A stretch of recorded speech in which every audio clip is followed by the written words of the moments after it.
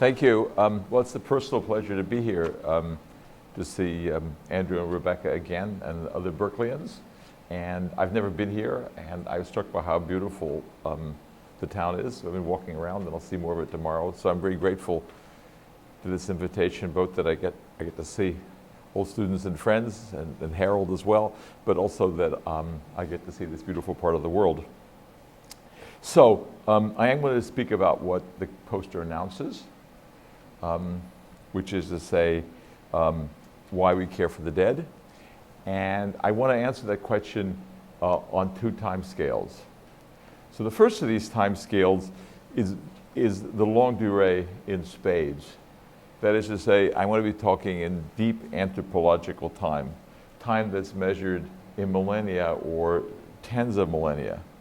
So in that register, the kind of answers I'm going to give have been repeated in the course of history over and over again. It's an iterative answer. The second answer that I want to give is an historical time, which is to say the time of centuries, and in some cases, I'm going to conclude my lecture the time of tens of years or even less. That is to say, I want to talk with reference to particular whys and hows for how care of the dead changes and for why it matters at that moment we could care for the dead in particular ways. So one of my answers is going to be cosmic, and the others of my answer is going to be particular. And the kind of methodological claim I'm going to be making is that the reason the particular and parochial reasons work is because of the deeper anthropological claims that I'm going to be making. So let me begin with the challenge that really, as soon as I got my book started, because I've been thinking about this topic for 4 decades, but that finally crystallized the book, and this is the challenge of Diogenes the Cynic, the so-called dog philosopher, who lived in the 4th century BC. And we don't have any actual genuine texts of Diogenes, but he's reported by many ancient authorities. And Diogenes basically said that he wanted not to be buried, and then when he died, he just wanted his body thrown over the walls. And his students and colleagues were appalled by this. What, to the birds and beasts? Then he says, no, not to the birds and beasts. Put my staff near me so I can drive them away. And they said, but you won't be able to drive them away because you won't be able to perceive them. And he then said, well, then what difference does it make? Now, who was this guy? Well, he was a young colleague of Plato's. Plato was asked about him, and he replied that Diogenes was a Socrates gone mad. But which he means that Socrates pushed the limits of culture to their edge, and Diogenes pushed them over their edge. So Socrates, when asked what he wanted to have happen with his dead body, told Crito not to worry about it because Crito, wouldn't be laying out or carrying out or burying Socrates because Socrates would no longer be there. So Socrates, cared little how he would be buried. Bury me in any way you like if you can catch me and I do not escape you. So one last little Socratic twist at the very end. On the other hand, Socrates didn't ask his students not to be buried properly. In fact, he was buried properly. So Diogenes, in an era in which not being buried is the kind of kernel of the great tragedies. I mean, if Antigone, probably the greatest of the Greek tragedies, at least Hegel thought so, is predicated on not burial. This was the age in which the God of the Israelites tells them that the cost of disobedience would be that their carcasses would be food for the fowls of the air and the beasts of the earth, precisely what Diogenes was perfectly happy to subject himself to. So this was outrageous. Now, the argument has had many admirers over the ages. First of all, there's a cynical tradition that includes people like Montaigne.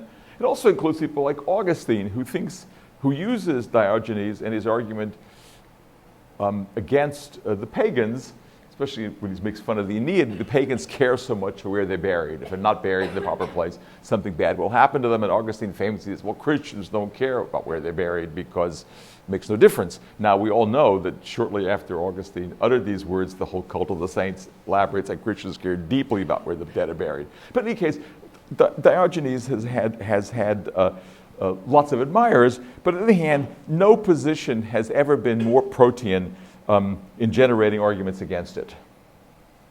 So the collective voice comes in thousands of different registers, which basically says the dead are not refuse and debris of life. They can't be left to the beasts. They remain part of culture, and base as they are, nothing as they are, they're a class of beings that don't revert back to nature, that is, to dust, so easily, even though it's perfectly apparent that dust they are, or clay they are, or some version of this.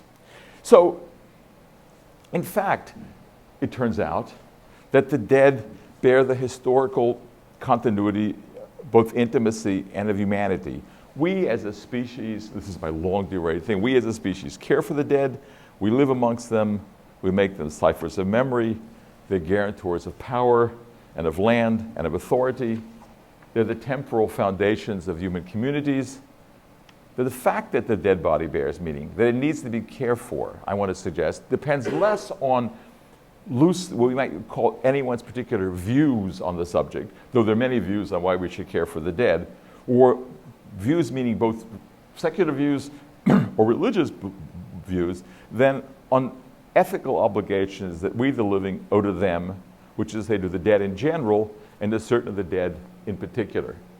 So I wish to be clear, I won't be denying that if one asked any number of people all over the world why they care for the dead, they would have a variety of religious and secular and other reasons. I just want to say that, as a matter of fact, and that's what I hope to demonstrate, people will care for the dead in roughly the same ways, independently of these views, or if they have no views, or if they have views contrary to that. So the view part is not going to be important in my discussion. Or, to put it differently, the fact that we care for this feelingless dead body is the product of qualities that we attribute to it in primordial ways. The history of much of human culture and of thought, I want to suggest, can be written in a way as our resistance to Diogenes, not because of particular beliefs, because those I think are back formations, but because, for want of a better word, a kind of primal idolatry. We know the dead body to be just matter, and yet it is always more, whatever we might purport to believe about where the dead are, or what the dead are, or who the dead are. So I understand there's a problem with using idolatry here, but I'm using it relatively loosely in the sense that one makes something living of something dead. Is my sense of is what I. So back to the question of why this should be the case. That is why we do not, in fact, do what Diogenes suggests, but rather that we care for the dead. So one set of answers might depend on a version of sort of, you might call it natural reason. We have a primal aversion to the dead body, and that tells us something. So an example from an 18th century clergyman. The dead naturally tend to destroy the life of others, and that's the reason that man naturally abhor the sight and touch of the dead. The natural spirit of life is afraid of a dead body and has an abhorrence as it, which is where we can't just toss it, which is why we cannot just toss it away, or at least we're not within sight. We have to do something with the dead body. So, in modern terms, this is a medical account. Dead bodies are dangerous, and we have to care for them. They're not dangerous. We could talk about that. But it's that sort of the natural abhorrence version. Then there's a kind of an psychoanalytic account that you could give. So I'm just picking these out of the hat. I'm going to give you kinds of reasons. So Kristeva says, the corpse, seen without God and outside of science, is the utmost of objection. It is death inflecting life. As in true theater without makeup or mask, refuse and corpses show me what I permanently thrust aside in order to live. There I am at the border of my condition as a living being. So without God, outside of science, outside of nature, that is the corpse as Diogenes proposes to regard it, is foundationally and impossibly abject. Second reason. So there's another, so those are sort of natural reason and psychoanalytic timeless answers. There's also sort of specific historical answers, and the Enlightenment was a great age for making these, though not the only age. For many Enlightenment thinkers, the dead stand at a kind of, or care of the dead, stand at a kind of ground zero of an origin story. So Hegel, for example, argued that the tomb is the first work of a symbol-making architect in distinction to the house. So the house is just life conserving itself as a conserving structure for the builder, but put the house of the dead as an entry into symbol-making and into memory. So this kind of argument, though, goes well beyond Europe, and you can find it in the 18th and 19th century, though it's very big in European anthropological histories of this period. So humans have clan names according to a compilation of Chinese ritual and ceremonial texts from the Han period in order to distinguish themselves from the beasts, in order to order the generations and to induce men to love each other during life and to mourn each other in the case of death. They also exist to present marriage to others of the same clan name, which then links the incest taboo to the care of the dead, about which more in just a second. There's also historical arguments that come from other legal traditions. So Grotius, the founder of modern law of war, compiled a catalog of opinions and practices from antiquity to show why denial of burial, that is to say, following Diogenes' prescription, was a just cause of war. And the reason he argued this is a just cause of war is because it's so foundationally and fundamentally at odds with any conceivable regular order, with any account of humans living in culture. So that to not bury the dead properly was, by its nature, a cause of war, an attack on the existential, on the existence of not just a polity, but any polity. So let me just read you his pages of these examples from antiquity. Let me just read you. Hence it is, he said, that this good office of burial is said to be performed not so much to the man, that is the particular person buried, as to humanity, that is to human nature in general.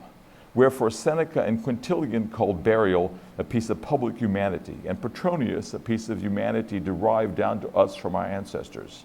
And then he goes on. The right to burial was common to all civilized nations. It came from the gods. It was evidence of our common nature, of compassion and religion, of humanity. Care of the dead, this is my reading of this now, sort of represents the advent of the Olympian gods, that is to say, of the culture of the Greeks. The giants, says Moskion, a Greek tragic poet who was roughly Diogenes' contemporary, used to devour the dead bodies of men, the abolition of which burial practices, which brutal practice is signified by burial. So that myth, it's the origin story, not devouring the dead, but burying them is this moment of entering into the world of the new gods, the world of the Olympic gods. So, I think, again, I can give you examples from all sorts of places. The dead is, so let's just sum up this whole line of answers. There's a timeless need, or perhaps a need expressed in the limited temporality between human time and natural time to care for the dead body, and it's articulated over and over again as foundational in a variety of traditions, historical, natural reason, and analytic. So the care of the dead is if not the sign of our emergence from the order of nature into culture. So Gadamer puts this in a way that was crystallized it for me, and it's an important text for my work. He writes the following: the immutable anthropological background for all human and social changes, past and present, that is to say, care of the dead. The burial of the dead, and I think I'm using burial of the dead here as a generic caring for the dead. This will work for cremating the dead or all sorts of things we might do with the dead. There aren't that many, actually. The burial of the dead is perhaps the fundamental phenomena of being human. Burial does not refer to the rapid hiding of the dead, a swift clearing away of the shocking impression made by one suddenly struck fast and leaden and lasting sleep. On the contrary, by a remarkable expenditure of human labor, there is thought and abiding with the dead, indeed a holding fast the dead amongst the living. we have to regard this in its most elementary significance. It's not a religious matter or a transposition of religion into secular customs, mores, and so on. Rather, it's a matter of the fundamental constitutions of human being from which derives a specific sense of human practice. We're dealing here with life that's spiraled out of the order of nature. So I think this is roughly right, and I take Gadamer's use there of this phrase elementary significance as an echo of Levi-Strauss's elementary structures of kinship, which would argue that the incest taboo stands at the border of human beings at this liminal moment between nature and culture. In fact, my general argument is that the care of the dead is kind of the incest taboo at the other end of life. That is, the one brings this new being into culture, and the other keeps it in culture for a particular period. So I take the status of care of the dead, roughly speaking, to be the status of the incest taboo as its liminal version. So my first answer then, in response to Diogenes, could be summed up in this liminal moment in the making of culture. Culture spiraling out of the order of nature. So that's one set of answers, the very big anthropological answers. So my second set of answers brings us more into the realm of history. It's the claim that in general, and in particular circumstances, the dead do work for the living. Or put in its strongest form, they make civilization. Put more modestly, they make nations and communities and families and all kinds of structures over time. Now, let me just be clear that I'm not delusional, that I understand that at least the dead as I keep thinking of them, which is dead bodies, don't actually do things. So I'm not speaking here of zombies, and I'm interested in ghosts because they speak of the continuity of the dead, not because they pinch people. So I'm thinking now of dead bodies, quad dead bodies, and not that whole other category of the sort of dead. Though we can talk about those. So the dead then as element in a system of meaning are not really dead when I talk about the work of the dead. In Spain, the dead are more alive than the dead of any other country in the world, Lorca puts it. And I like the Richard Cobb, a French revolutionary historian, I think put it even more pointedly. The most dangerous person at a funeral is the one in the coffin. So the history of the work of the dead is the history of how they dwell in us, individually and communally, and how from these places they act in the world. So it's a history of how we imagine them to be, how they give meaning to our lives, how they structure public spaces, politics, and time. So the history of the dead, because I really do believe the dead are dead, the history of the dead is in the first instance then a history of the imagination, a history of how we invest the dead, and as I say, I'm speaking of the dead body with meaning.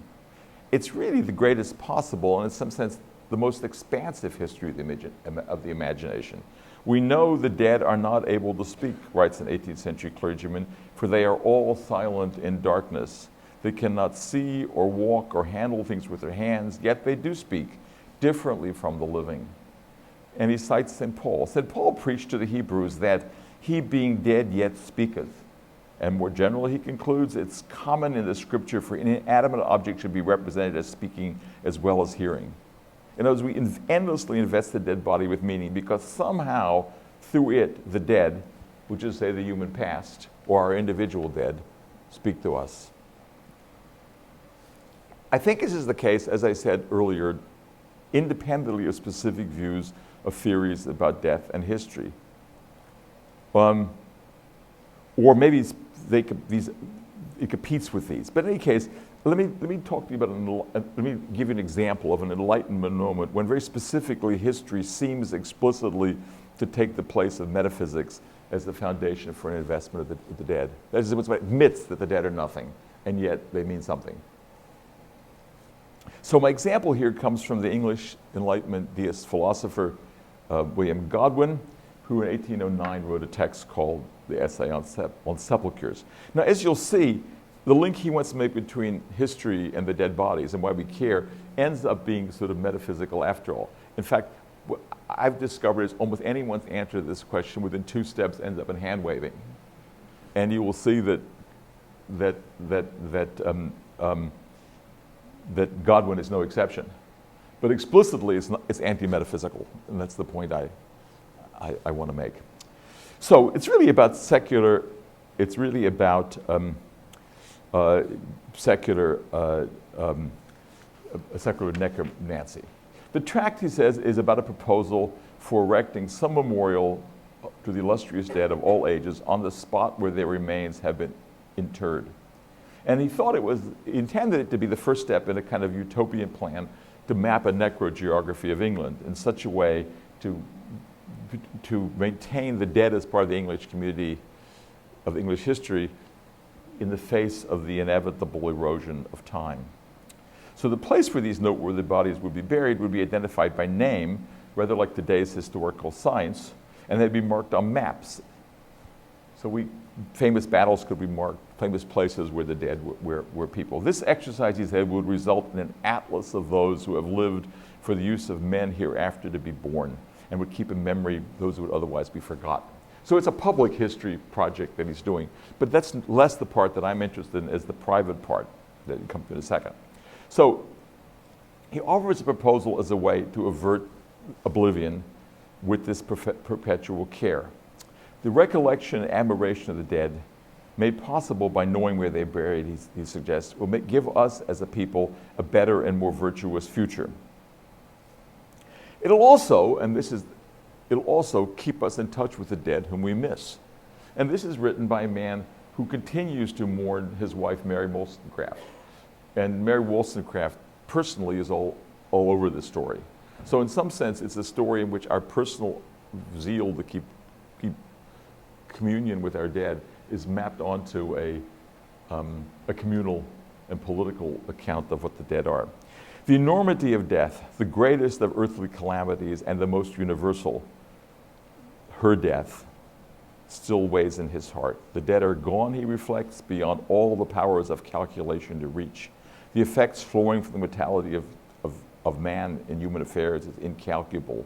Loss is perhaps greater to him that survives than him who dies, not because, as Augustine would have it, because we know the dead are with God, or as the Epicureans would have it, because the dead don't exist anymore, just like they didn't exist before they were born, and so who cares? The reason is that the living suffer because they can't be sure where the dead are anymore, or whether the dead are anymore.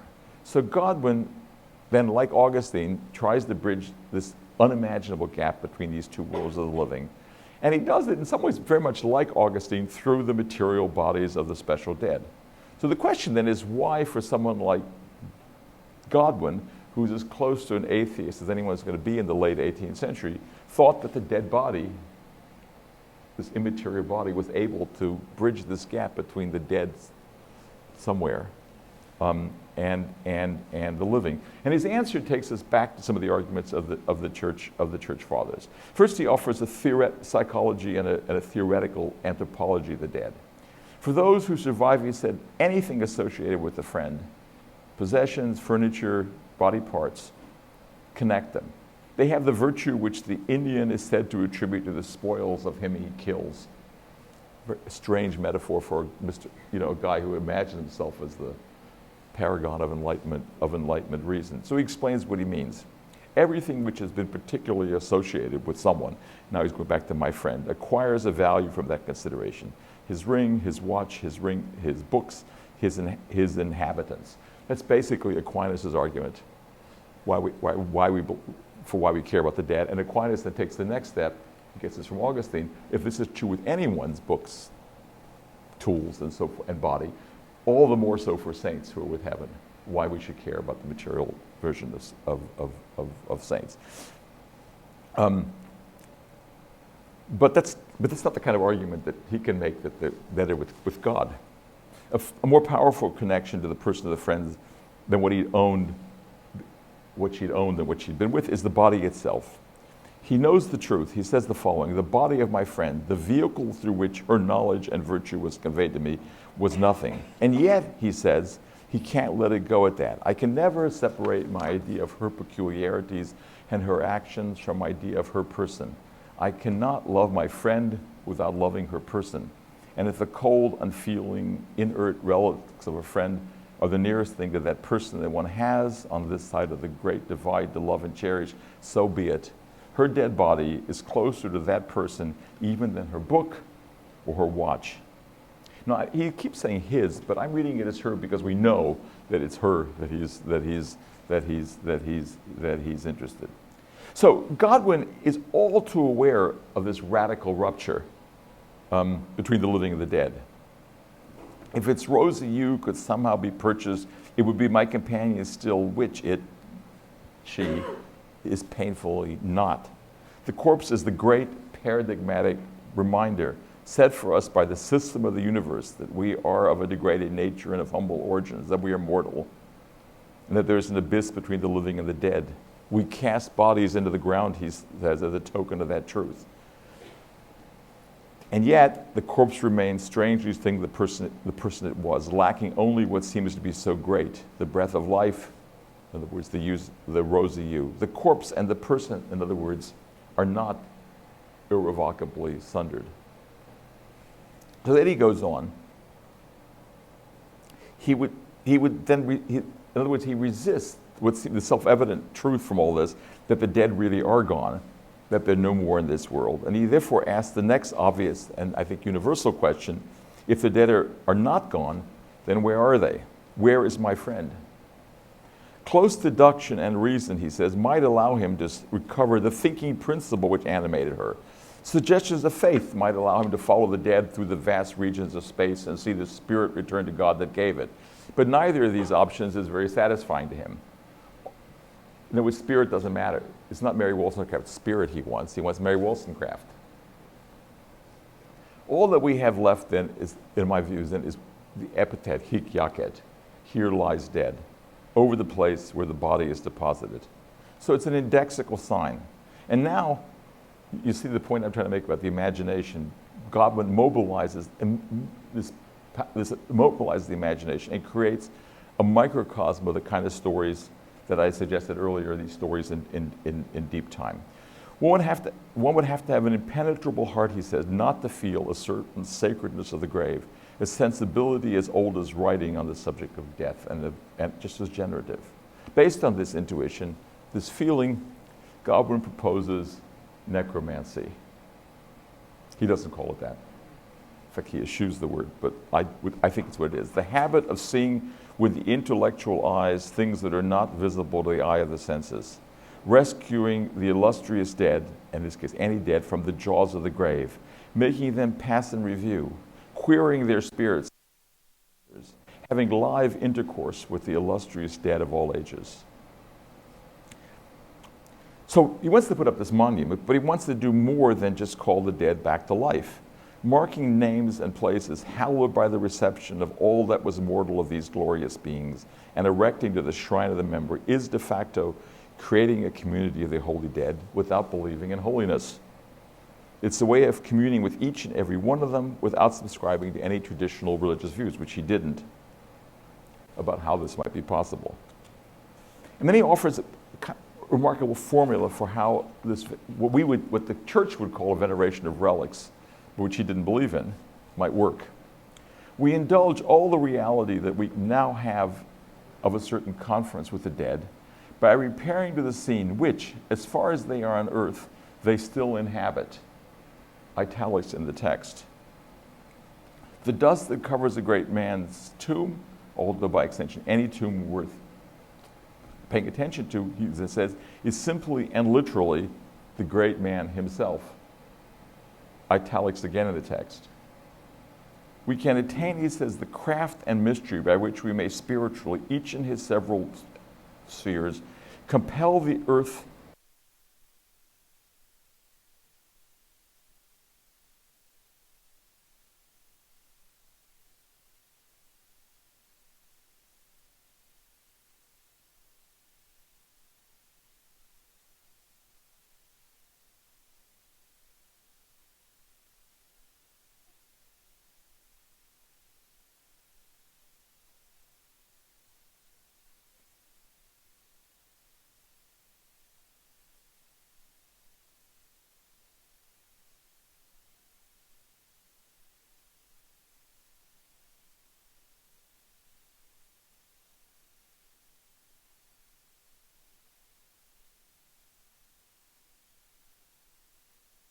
Um,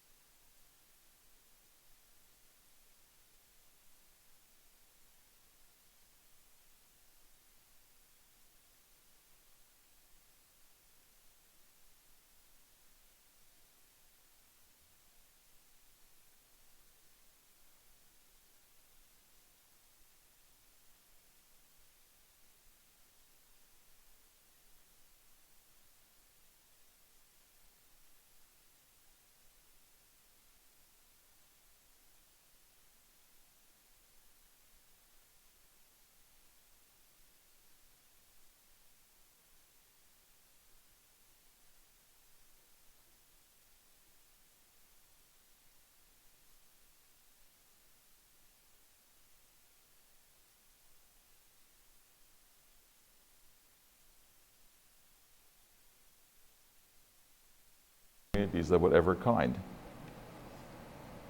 In 1880, his side lost. An ancient space had been radically altered, signaling the final collapse of the bastion of the old regime, the churchyard, and a particular imagined community of the Christian dead in deep time.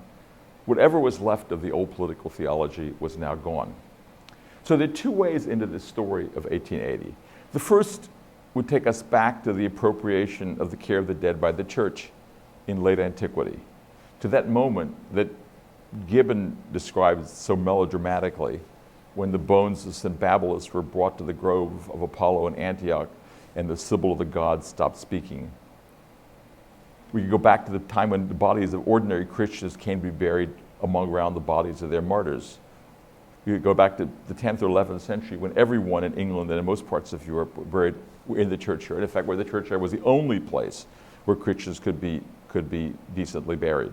And they were guarded there by the clergy. So that would be the story of the making of a new, going back to Babylas, first the making of a new Christian necrogeography. That's certainly how Gibbon understood it, making of a new necrogeography. And if we wanted to take the anti-clerical view, which Gibbon certainly wanted to take, this is the beginning of the creation of the clerical tyranny over the dead, which lasted for over 1,000 years. This was the sort of clerical tyranny which led to the great Enlightenment burial scandals, the most famous of which is that of Voltaire. Endless, hundreds of pamphlets about Voltaire where he did or did not confess in order to be buried in sacred ground. Every major Enlightenment figure has a burial controversy. So basically getting rid of clerical supervision of places and everywhere is the triumph of the anti-clericals, and in some sense it's a rolling back of history. So 1880 takes us back to, undoes the history back to the 5th century and makes the care of the dead once again the province of the family rather than the province of a church. And I think it was understood by the anti-clericals in that radical fashion. But there's a second and more intimate way into this story. Burial in the parish churchyard was also a communal rite. Gray's Elegy in a country church was the most reprinted and the most recited poem of the 19th century. We have lots of evidence for this, which we could talk about. And it represents the deep local commitment that's transcended by religious and social differences. Of course, the clergy could exclude suicides and the unbaptized and the excommunicated, but in this increasingly pluralist society, and particularly after the Act of Toleration in 1689, these categories came to be increasingly indefensible. But sometime in the 18th century, and even more in the 19th century, these two stories, the one representing a political theology of the old regime, attacked by anti-clericals, and the other the story of communal rights through the dead, began to come together. So there's a long and fractious history of burial disputes.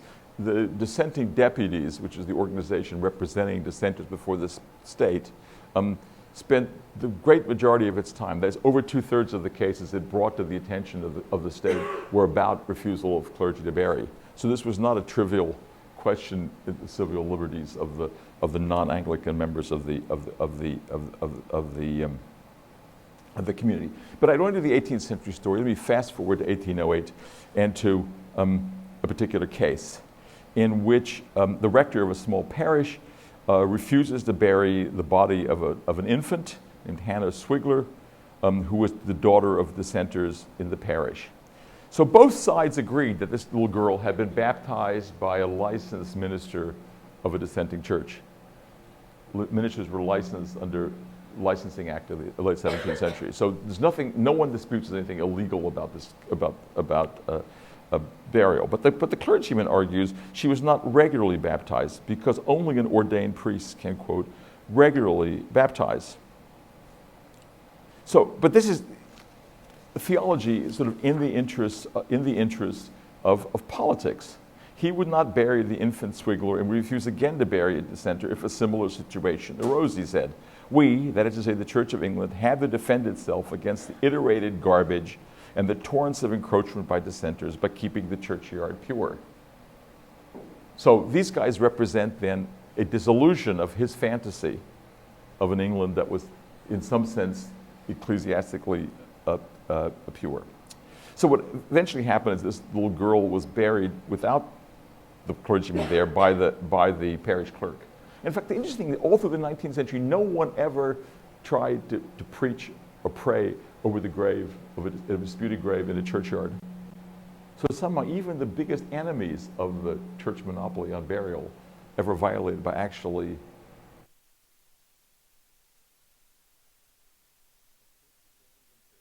outside, but no one actually did the illegal act of reading no one reading it at service in the churchyard if a clergyman refused to read it, which is, I think it's a remarkable panned custom, if you will. In any case, the dissenting deputies tried to compromise with this guy and to no avail, and they took it to the highest ecclesiastical court, which is the Court of Arches in Canterbury, and they took it before a staunch Tory judge who was a well-known defender of the established church. And they were shocked when this loyal son of the Church of England actually ruled in favor of Swigler. There's no way around it, he said. It is some degree of surprise that the court has heard the suggestion that there being no law to compel the clergy to bury dissenters. This seems to be most strangely perverting or indeed inverting of all legal considerations. He then rehearses the long history of baptism in the church. He also says that, look, Parliament in 1608 mandated that Catholics be buried in the Anglican churchyard, and we know that to make them comply, and we know that Catholics, if anyone wasn't properly buried, at least baptized from the perspective of the 17th century. So we know that the church must have meant that Protestants baptized by a licensed minister would count. After tracing the law of baptism through several stages of history, he concludes, it's impossible to entertain a reasonable doubt that the church did at all times hold baptism, though administered by a layman or any other person, to be valid baptism. Unbaptized, he says, means unbaptized, and the infant Swigler was baptized. Wicks, moreover, he said, had a duty to bury her in the churchyard, and moreover, he want to bury her, and this speaks to my point about what the dead do. He wanted to bury her because there's no separation between the church and her Protestant dissenting brethren. He ought to hold fast the dead amongst the living, as Gadamer puts it, because he ought to maintain this community of the dead. So they were vindicated, the dissenters were, and they decided not to seek costs, and that was the end of the story for a time. But the real story, and when people then attacked the judgment of this judge, the real story is that the dead bodies of subversives only undermined the church and the community more broadly. The defenders of the clergymen of Wicks argued that it was their duty to exclude them. Civil society had become unmoored from the Anglican Church, and it was time to draw battle lines. That is, to force civil society back in. Basically, it's the Voltaire move. If he wants to be buried in a churchyard, he had to confess, he had to take last rites. So it was muscle them into at least purported membership in this church. Well, 20 years later, a burial case came up at the Privy Council, the same sort of case. And I just want to say that I might add, one of the very first appeals to the Privy Council from Canada had to do with the burial dispute, about the Catholics refusing to bury a prominent Catholic they didn't like in Quebec. And Privy Council ruled that they didn't have to say prayers over his body, but they did have to bury him in the cemetery. So these are made, you understand, coming Privy Council, this is the Supreme Court. So these are not minor judicial cases. These are all the legal bigwigs. Lord Brougham ruled on this. I mean, these are the heavies of the Anglophone legal establishment. Well, I want to take you into the details of this case, but it's an extraordinary judgment, and what the judges did in this case was go through an even longer, 250-page account of the dangers of rebaptism, the contested liturgy of the Church of England, what excommunication meant, what the civil function of priests were. So it's like a 250-page account of the political theology of England. And they basically said he had to bury her. Meanwhile, the little girl was carried to the churchyard gate in a double coffin where she'd rested in her parents' house. She'd been in this double coffin by a fireplace for months while this case was being settled. So this case settled the matter in law, but not in practice. And then a long history of attrition followed in which clergymen kept pushing this idea. And of course, every time they excluded someone, those who saw this as anti-clerical, that's part of the story, were gleeful because now we're going to get a parliamentary law which demands it. On the other hand, the poor, these are almost always poor people, don't understand it this way and still think of themselves as part of a particular member of a particular community. So the end of the story, and this is going to get me to 1880, came with the most famous of these cases, the so-called Ackenham burial scandal. And this is in a small parish in Suffolk. It happened in 1878. And let me just read you from the newspaper, because it's kind of an interesting account. The clergyman in question sued for libel, which is why we know so much about this case. So he, Mr. George Drury, the vicar, on learning that the child, the 2-year-old Joseph Ramsay, had not been baptized because his parents were Baptists, positively and preemptively refused to have it buried in a consecrated ground, but gave permission for it to be buried in unconsecrated ground reserved for stillborn infants, on the condition that no religious services were performed within the graveyard. He sternly refused to bury it himself and refused and insisted that no other officiate in the churchyard in his stead. Very naturally, the sorrowing parents did not wish to have their beloved child buried like a dog. So this became the last of this long line of burial controversies and led to the defining moment in English burial law that I spoke about earlier. Joseph Ramsay's parents eventually sneaked the body through a hedge into the churchyard where the body was buried. The minister didn't read the service over the grave, and no one else did either. And it assured this scandal, because this was a hot early summer weeks, and this body of this child was lying in front of the churchyard gate, waiting for one thing to happen. So this was a very dramatic moment. So these cases, then, to conclude, allow me to answer my question of why the dead bodies matter with some local precision. As a contemporary source put it, the Ramsays wanted only to bury their child because they had feelings toward the parish churchyard of sanctity or religious reverence, and contrary to those that wanted, which was not what those who wanted to exclude them believed. For the Ramsays, then, the old regime of the churchyard kept much of its aura, that is to say, of the weight of history, which made them want to bury their child in this particular place. And from their perspective, a place where the dead of the parish had been buried for time out of mind, even though they were not subscribers to the particular Anglican view of baptism. So the advocates of disestablishment of liberalism took the plight of the Ramsays, that is, the exclusion of the dead body of their child, in an anti-clerical and anti-sacral direction. From a legal perspective, they succeeded. What we've come to see here then is that through the work of these very particular parochial dead, a very long history, that is a history of a particular juncture of an ecclesiastical community and a political community, were broken. The last vestiges then of this old political theology were laid to rest. Conservative clergy had failed to maintain a vision of the community of the dead that had become, in fact, insupportable since the Reformation. But this didn't mean that the dead body and the places where they were once reposed either disappeared or became disenchanted. They clearly weren't, from all these people who wanted to be buried in this churchyard. So let me go back to the general observations with which I began and conclude with one answer to Diogenes in particular that I personally find persuasive. So care of the dead, like the incest taboo, has continued across the rupture between the old regime and the modern age, has continued to do the work of coming into culture. The dead work alone and collectively for this civilizational purpose and for a large number of more limited ones. They worked over the millennium in the interest of a transcendent religion.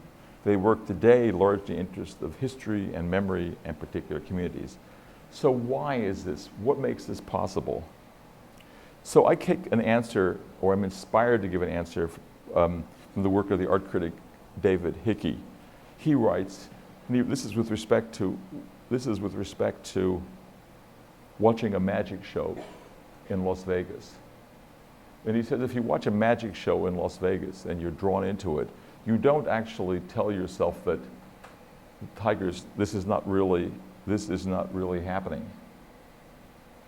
You're captivated by this, even though none of us would believe that the actual magic being performed, what's being performed is actually magic. We are mortal creatures who miss our dead friends, and thus can appreciate levitating tigers and portraits by Raphael for what they are, songs of mortality sung by the prisoners of time. So I want to say it's largely beyond metaphysics. The dead body conjures with this sort of magic. For me, it's sort of an anthropological magic, but it's a magic we can believe in. Thank you.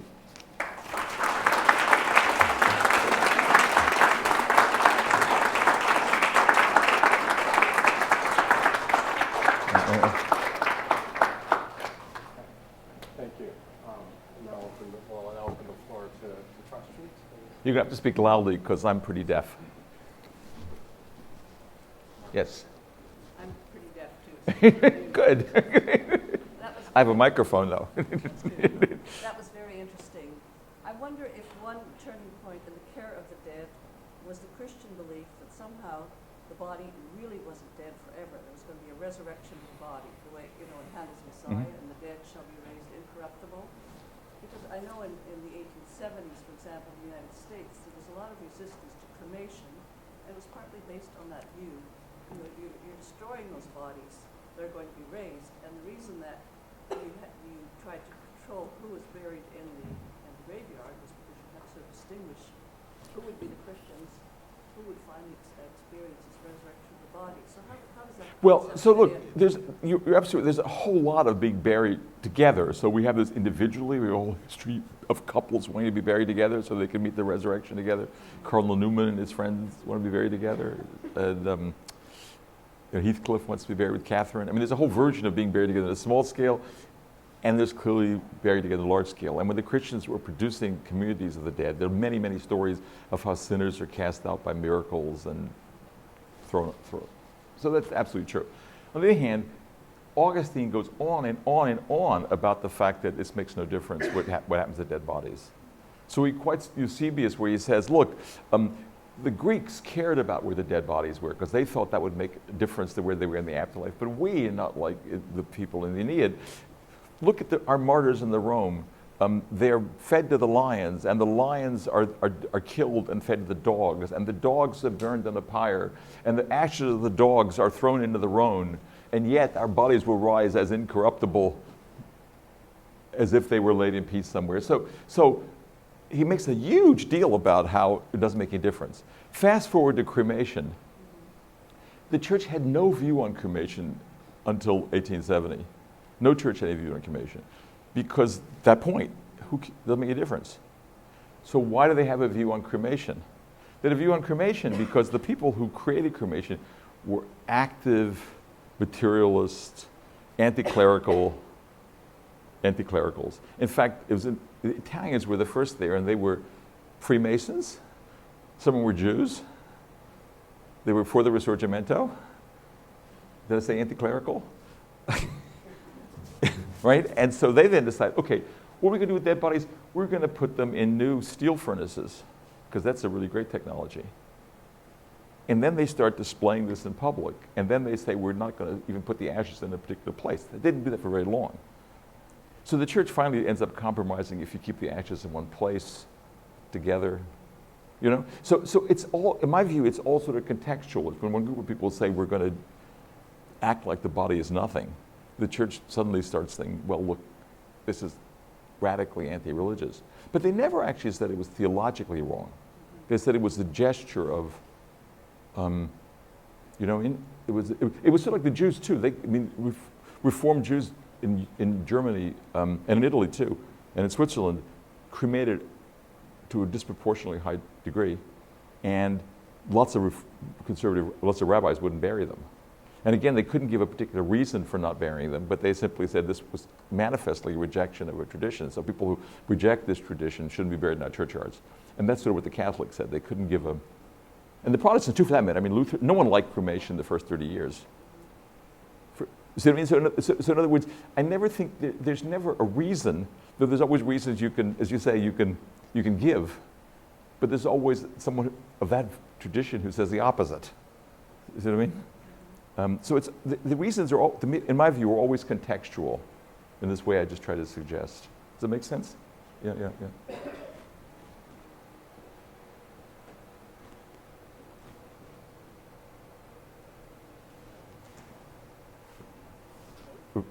Rebecca has a question.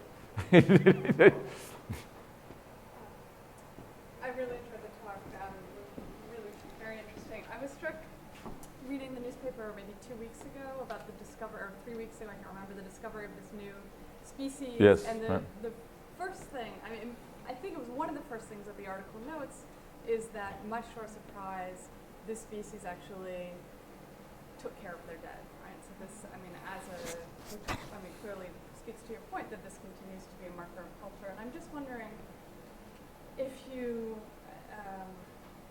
can say more about the history of this. You mentioned a moment in ancient Greece when clearly I can't remember who it was. It wasn't Diogenes, but someone else. They flesh eaters. Yeah, Motion, yes, tragic poet, yes. Right. Okay. So about the centrality of that sort of distinction in our definition of what it means Right. to be human, and if that gets applied, how that gets applied also to differentiating certain types of humans from others. Yeah, it's an interesting question. I mean, look, I'm not a paleoanthropologist, so I don't, Yeah, in some no, sense, and know. I'm not asking It's so. it's one of these things which is always a little bit circular. In other words, they're sort of human-like because they bury their dead. And if you can, so 2 years ago, the paleoanthropologists finally actually nailed the fact that at least a Neanderthal buried. So we have trouble. There are a lot of Neanderthal putative burial sites, and they were all disputed. But there was an article in Science a couple of years ago that apparently all the people who are in the know say gets it. So there's all this geological evidence, and so that argues that Neanderthals were more like humans. But that's sort of circular because if you believe that people are more like humans because they bury, so we don't have any, we don't have. And furthermore, of course, we don't know. I mean, we have one Neanderthal burial and a few. We have burials going back to about 50,000 years now, but there's a tiny proportion of the total number of people. We don't know how many people are left in the savannah. You know what I mean? Right. For us now, it is the marker, as you say. It is the marker. But it's the marker of humanity versus. It is absolutely right. But clearly, at the moment of the poet that you Right. mentioned, I mean, there's an idea that there are actually people who.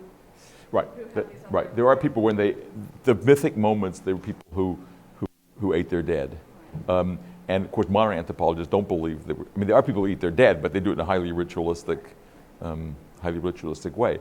No, I mean, I guess my interest. I'm sorry. No, go ahead. No, please. I was just going to ask then if modes of treating the dead figure into how centrally, if they figure at all, into ways of that people, for instance, in the 18th century will distinguish, or 17th and 18th century will distinguish themselves from. Totally, but that goes back to my tradition, my story, to Herodotus. Has this famous moment in which the Greeks and the Persians are talking about how you bury, and one guy says, "What? You burn your dead?" And the other, that's outrageous. So it's this moment of cultural, not of cultural relativism, but the opposite of cultural fissure. And that story gets repeated again. Ghosh is told that story in his something in an ancient land in his memoir. I mean, it's a story. The Herodotus story keeps being repeated and repeated and repeated. Sorry? In an ancient land, yeah. It's repeated. It's the version that how you treat your dead differentiates the civilized from the uncivilized. It's back to my answer. It all ends up contextual. So the Quakers buried north-south instead of east-west, and Anglicans dug up Quaker bodies to keep them from being, to make them be buried east-west. So it's whatever and because none of it. The weird thing is that none of it actually means anything until it doesn't mean anything. So if you know what I mean, everyone said, why is cremation end in the ancient world? Well, the Christians did it. It's not true. It turns out the ancient world was much more mixed than whether cremated or buried. It turns out that burial became inhumation. It succeeded. Cremation is the dominant version well before Christianity had any power. But once it's in place, then cremating is thought to be radically anti-Christian. So Charlemagne, in Christianizing the tribes of Germany, insists on burial. And the French revolutionaries, when they want to snub the church, have the first cremations on France since the Vikings. You see what I mean? So it's all of this works in the context of not, we're going to set up a situation where we do it differently than you. So it only works relationally, in my view.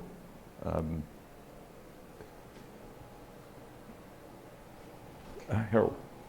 This will sound a bit odd, but actually when you were from your discussion, it actually reminded me of my colleague, a friend and colleague at another university, who loved his cat, and his cat died, and I went and visited him shortly after that, and he had stuffed his cat and put it on his dining room table, and would talk to it every morning. Yeah.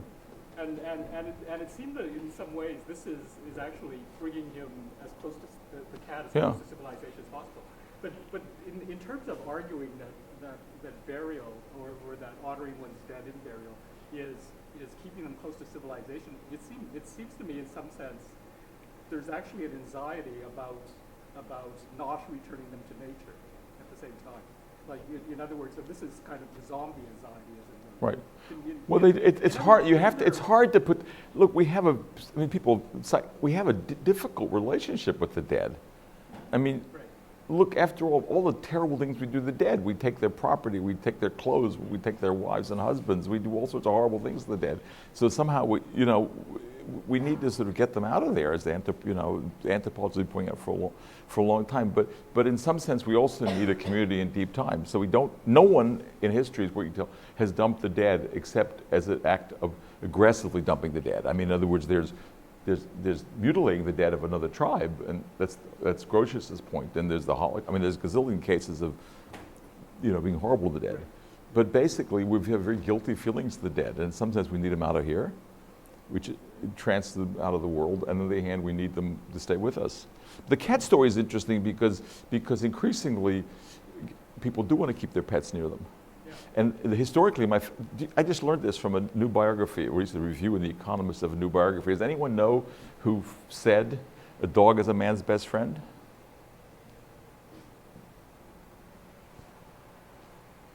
No one in this learned crowd. I didn't know this either till last week. It was Frederick the Great. And as some of you may know, Frederick the Great wished to be buried with his dogs, which since 1992 he is. But for several centuries, his body made its way through various Hohenzollern chapels and never managed to get back to Sanssouci.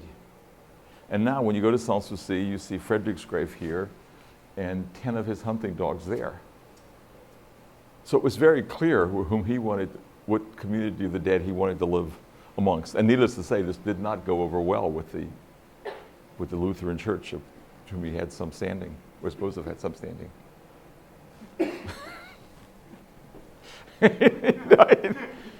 At least you learned one thing today, that Frederick the Great, and this is sort of the biography. I don't think this guy made it up. Anyway, it's a major biography of Frederick, so I believe this to be true. I just said to Rebecca, that's because he didn't have any other friends. No, it's not true. He had lots of pals, just not any pals he could be buried next to. No, you're right. He had problems. I mean, you're right. He had Frederick. He had problems with his. It's his dad's. Anyway, it's another story. Well, his dad murdered his best friend, right? So. So I'm going to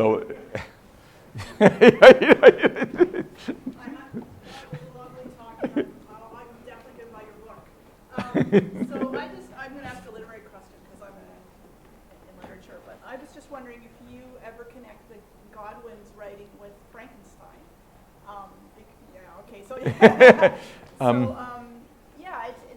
The whole of fantasy literature deals with this the attempt to bring back the dead in some way, and, Right. and it's a taboo, an absolute Right. taboo. So, and then just, I hadn't read the Godwin passage before, so I just wondered if you ever.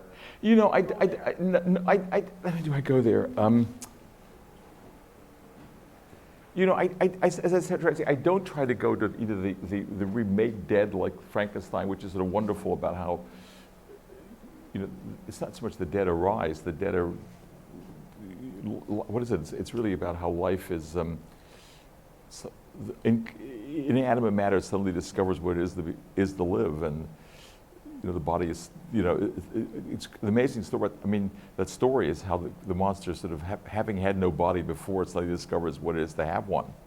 So it's a kind of remarkable moment. But you know, I try to not do the history of all this, the not quite dead or the resurrected, because I think it really is a different history. So my interest in ghosts and in the resurrection and in zombies and in all these kind of categories is to say, people have imagined all sorts of ways of keeping the dead present. And they get it that their way, and it's extremely mysterious that they keep coming back. But they keep coming back despite what you might believe. I mean, Jeremy Bentham, Mr. Rational, says that all his life he was afraid of ghosts. And this is a man who had himself dissected by his students. You know, this is a man who purportedly had no superstitions about the dead, and he believes in ghosts. And so there's a sort of sense in which ghosts, and what it means to believe in ghosts is unclear. I mean, whether it's, you know, the Freudian version, there are different versions of belief in ghosts. So I think that I treat ghosts and zombies and these creatures as sort of versions of how we think of the dead are still around, why they still speak. But I don't do this, and I do a little bit on the specific social relations of ghosts. I mean, you know, I'm interested, for example, in the fact that everyone says ghosts are supposed to go away in Protestant Europe. They don't go away. If I had asked them, there are more ghosts in Protestant Europe than they were in Catholic Europe in the 17th century. I mean, it's sort of this moment of Reformation struggle that the Catholics have ghosts and we don't.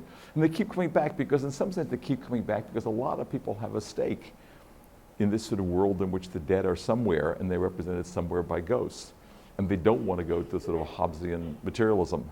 So, you know what I mean? So we kind of need ghosts and zombies and all these kind of creatures. They're all ways of imagining the dead still being around. But I think, and each of those had their own little social history. Yeah. You know what I mean? But I try to focus on the dead body because otherwise, I mean, the reason it took me 40 years to figure this out is because death is an impossible subject.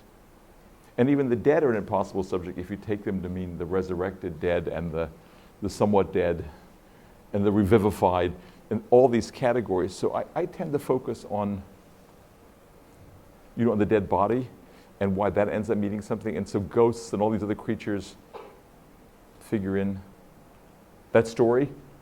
You know what I mean? But I mean, I think there has to be, I mean, clearly there's a moment that this you know, Wollstonecraft moment, this early 19th century, this comes in. And also the worry about the epitaphs. I mean, Wordsworth on epitaph is the same period, you know. And I'm really interested in why names become so crucial in representing bodies. I mean, the 19th century sees from about 4 or 5% of dead bodies having names to about 60% of bodies having names in the century. So people weren't named in early modern churchyards. So that's a kind of fascinating story in itself, how names come to stand. And I mean, it's a whole interesting version. But I just gave up. You know, so in Andrew's class, kids ask me, when do I end these books? Or Andrew asked, and I end when I was kind of sort of exhausted, but when I also feel I've answered. No, you know, when you've answered the question about this, but to answer another set of questions would be really another project. Not that it's not a worthy project, that a connected project. It's just, I already did much more in ghosts than I thought I was going to do. You know, but can I just make just a ghost story? It's just, well, it sort of speaks to this question. So one of the things that got me going on this magic, this weird story about how you make this all up. So there's a book by Istvan Rev called The Prehistory of Post-Communism, and has a wonderful account of the fall of the Hungarian regime. And János Kadar, the post-revolutionary communist prime minister, was deathly afraid of speaking the name of Imre Nagy. was like Freud talks about necronyms. If you speak the name, the person would come back. And he had murdered Naj. I mean, we now have we have trial records, and we know that he'd offed Naj. He, of course, knew this all along, right? So apparently it's just well known and much documented that this communist materialist felt that if you spoke the name of Naj, something terrible would happen. So like Freud talks about people in Vienna still believing in necronyms when he writes about the subject. Okay, so a group of liberals actually organized in the last stage of the regime the exhumation of Naj's body from a pit where giraffes were buried in the Budapest Zoo. And one of these guys was the scene designer for the Budapest Opera and got the scenery and the cortege from the Aida production. And so they carried the body of Imre Nagy with signs on it, Imre Nagy, pick the name, through the streets of Budapest and take him to the National Cemetery where the heroes of 1848 are buried. And 2 days later, the regime falls. Now, speaking the name of the dead does it, but there is this sort of weird sense in which Nagy had no reason to believe in a ghost or in the reality of these things, and yet, but deeply did somehow think that, guilty conscience, we have psychoanalytic accounts of this, but that's kind of what interests me, that there's this version in which we do all these things to keep the dead present and to connect them with dead bodies over a really wide range of beliefs, or putative beliefs. You see what I mean? That's a long-winded answer, not answering your question. Which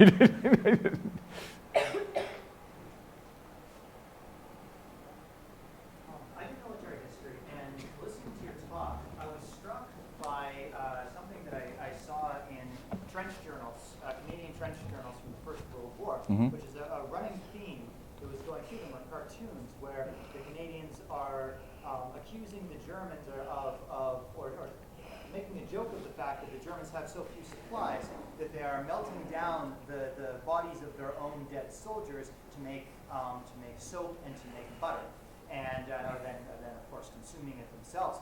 And it just got me thinking. I was wondering if you could maybe say a few more words about the deliberate desecration of bodies, right. where the imagined deliberate desecration of bodies might play into the work. Oh, there's the story of the desecration of the dead goes back to antiquity, and it goes back to this in most cultures. So desecrating the dead is doing something to the dead. And I mean, there are famous public episodes of this. So with the Restoration in Britain, the bodies of Oliver Cromwell and others of the regicides are dug out of the grave and are drawn and quartered and are hung from the gibbet, and then their heads are put on pikes. I mean, they're dead. And there are many trials for heresy in the 16th century in which the bodies of heretics are dug up and treated as if they were alive and burnt and treated in this way. So I don't know about the specific story, but there's the obverse of this proper burial is the not proper burial, and it happens all over the place. And the question is what you do with enemy soldiers is a big deal. And you're supposed to allow the enemy to bury their dead.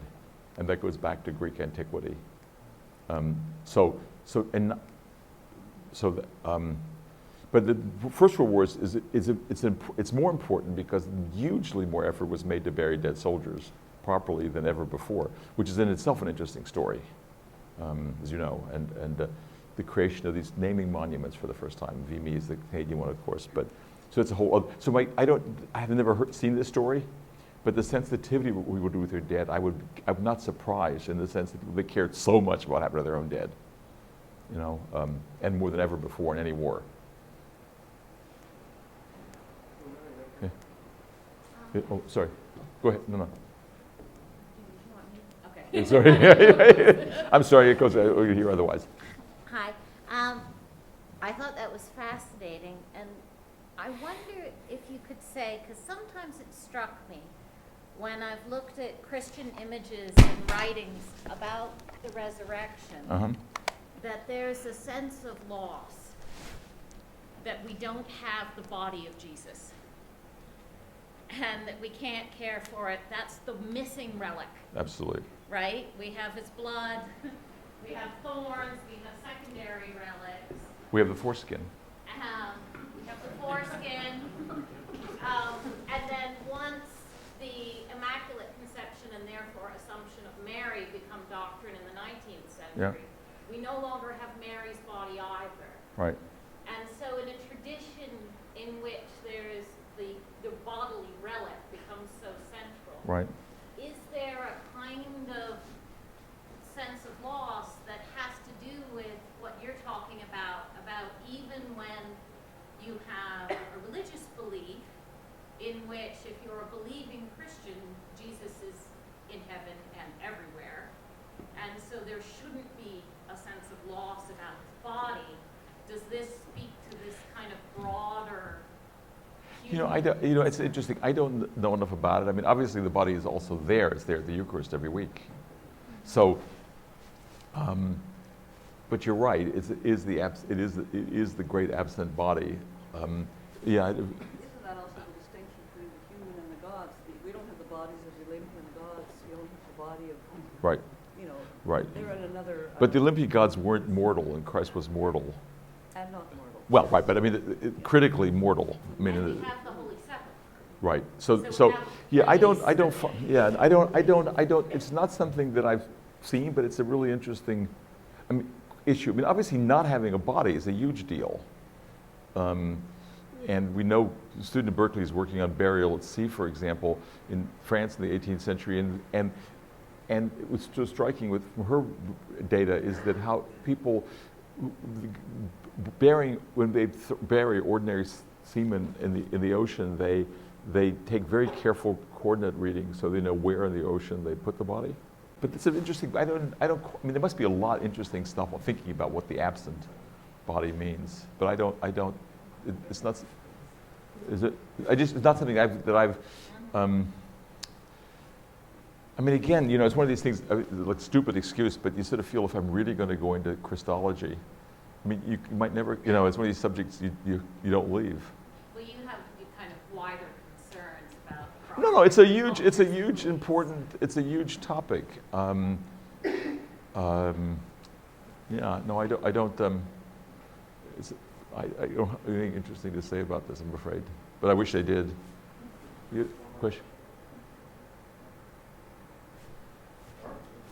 Well, as you were talking about the preservation of bodies versus the desecration of bodies, I was also wondering if you might be willing to comment on what I'm just going to call, say, the functionality of the dead body in terms of the rise of, say, giving one's body to science. When you mentioned Jeremy Bentham, this is what struck my, or kind of hit a chord, that we're now organ donations, donating one's entire body to science. That, do you see this in the continuation of a trend or something that's distinct perhaps from, say, the religious preservation or concern with a dead body or what happens to the desecration of it, where this now has a function as a body?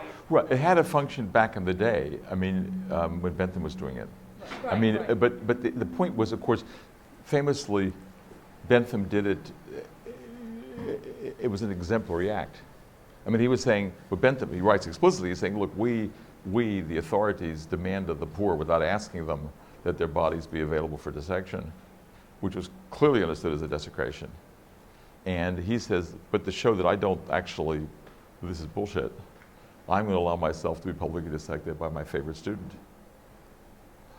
I mean, this didn't give a lot of comfort to the poor, who saw it for what it was. I mean, the bodies of the friendless and would become the bodies for dissection. So it was a desecration of their bodies, and it was known to be desecrated. I mean, it's less in London. Paris was much more so, because Paris needed many more bodies. So I can't remember the numbers, but it's in the thousands of bodies a month get taken out of the Paris hospitals and used for anatomy students. But that was really people who no one cared about. I mean, this is really so it is a sign of being superfluous. So now, of course, it's the other way around. I mean, now if you give your body, it's being a member of a continual community. I mean, do you see that? How do you see that as a change of the understanding of the dead body? Well, I think, I don't know if it's a change of the meaning of the dead body. It's that now that using it in a particular way has come through a very complex series of events to become. It's a gift that we can give. It's not something that's taken from us. I mean, you still can't take a dead body and do with it what you want. You have to it's been given and under very specific circumstances. And the horror of the late 18th century, and why I think the issue of pauper funerals and protecting them became such a big deal, is because not just science but artists started using dead bodies in all sorts of crazy ways. I mean, I gave a case in which a bunch of guys from the Royal Academy in London decided that they wanted to find out whether they had an argument about whether a Michelangelo crucifixion was actually accurately done. And they were arguing that Michelangelo actually used the dead body for hanging the crucifixion, and consequently it didn't hang properly from the nails. But they were going to check this out by getting the body of a criminal and publicly crucifying it in London, which they did, and then painted it, and it turned out that Michelangelo had used the dead body. But you can imagine from the perspective of the poor, this idea that some ordinary person executed somehow through nefarious ways become the subject for these guys. Not to speak of all these flayed bodies, these écorchés. So there's a gigantic increase in what we would think of as the desecration of the bodies of the poor, unwilling desecration of the bodies of the poor in the late 18th and early 19th century. And I think what we see now is a reversal of this. I mean, the politics of this is you can't do it anymore. And you increasingly can't do it. I mean, interested in paupers' fields now. People are interested in recording the names in paupers' fields. I mean, there's a history, in my view, the history is a history of the unbearableness of anonymous death. And we can have a history of how anonymity becomes unbearable. So that's what I would. Try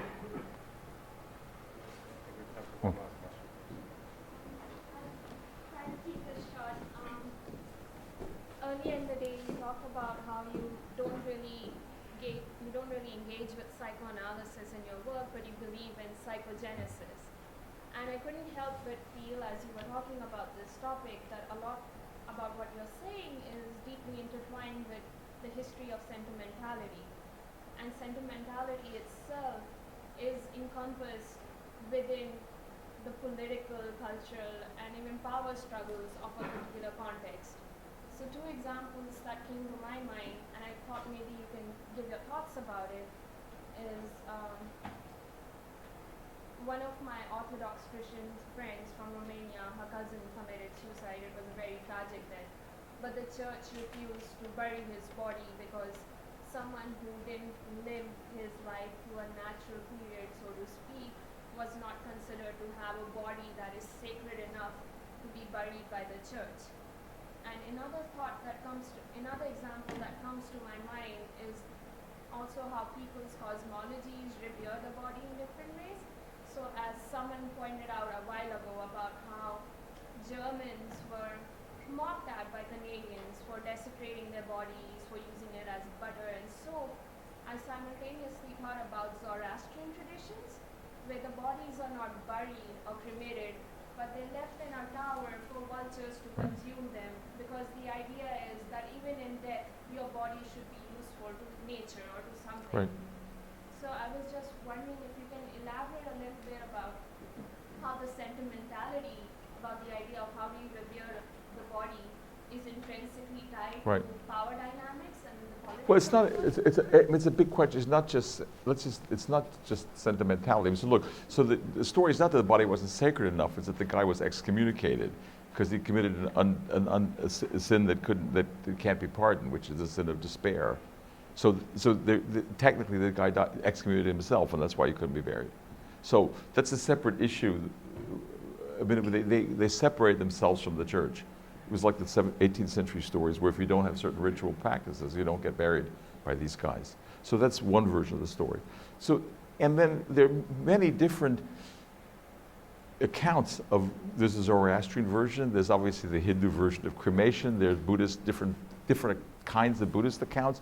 I mean, I don't try to cover every conceivable version. But mainly, the point is, I don't think sentiment is the relative thing. If you ask me about sentiment, if I were to say, you ask me the question, so why does Père Lachaise look as it does? I think I could include sentimentality in my story. You see what I mean?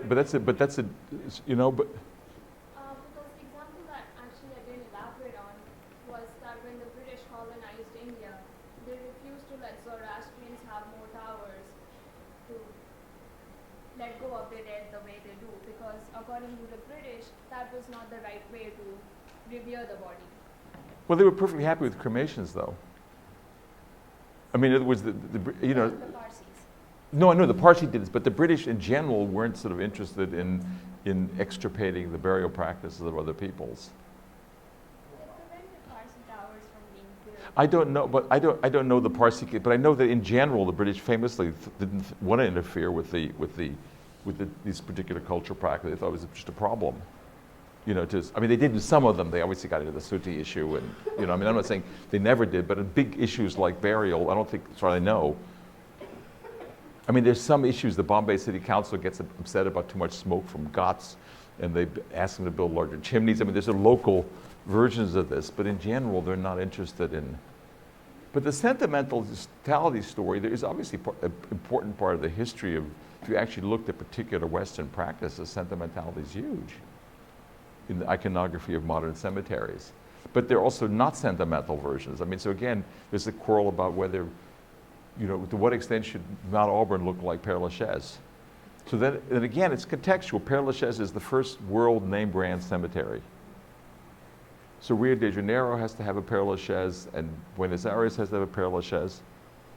And Père Lachaise is explicitly different than Park Street, Calcutta, which is known to everyone. And Park Street, Calcutta was understood as a connection of a imperial burial place, which they keep connecting to the burial places in Gujarat. And those burial places in Gujarat, in turn, are connected to certain British freestanding mausolea. The first freestanding mausoleum in Britain was opened by the third Earl of Carlisle, whose architect gets the idea of these freestanding things from a trip to Gujarat. I mean, also to the Appian Way.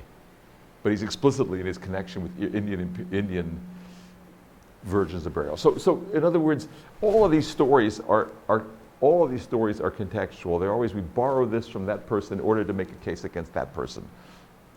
And sentimentality is anti-classical. See what I mean? In other words, so none of them have their independent histories except in relation to someone else's history or some other alternative. You get what I mean? And in the 19th and 20th century, because the whole point of modernity is we have these globalizations. So you can never say you have an elegy in a country church. Stoke Pogus, where Gray wrote this elegy, can't be in Buenos Aires. It has to be where it is. But Père Lachaise can be anywhere, and was. So, you know? Okay, thank you very much. Thank you. Thank you.